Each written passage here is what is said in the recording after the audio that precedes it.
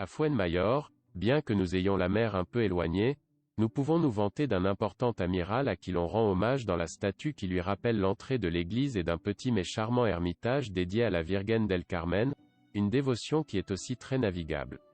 À la fois l'amiral et l'ermitage, on peut les situer chronologiquement au XVIIIe siècle et, géographiquement, les ermitages, sur la route qui va à la gare et à la Puebla de la Barca, à la frontière avec la province d'Álava, à environ 2 km de la ville.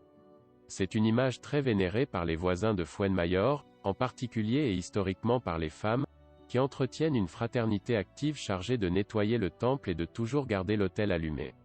9 jours avant sa fête, la Vierge quitte sa loge pour recevoir dans l'église la neuvaine qui se termine le 16 juillet, lorsqu'elle revient en procession à son ermitage dans une tradition profondément enracinée chez les femmes de Fuenmayor, qui la portent sur leurs épaules.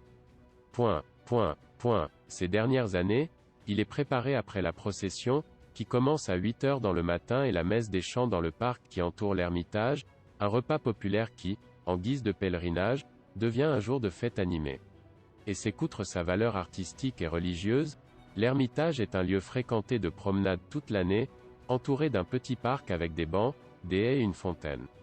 L'ermitage est un exemple d'art populaire, sans désir de monumentalité mais de sincérité artistique. L'extérieur en pierre stuquée et briques révèle une construction d'une seule nef avec une petite sacristie attenante et un simple portique à 3 ouvertures.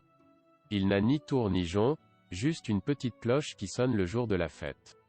À l'intérieur, en plus de la niche, qui est un petit et modeste autel baroque qui contient une image titulaire moderne qui préside une tête de lit avec un plan semi-circulaire mais qui n'est pas accusé à l'extérieur, également très simple, sous la forme d'une voûte sur pendentif.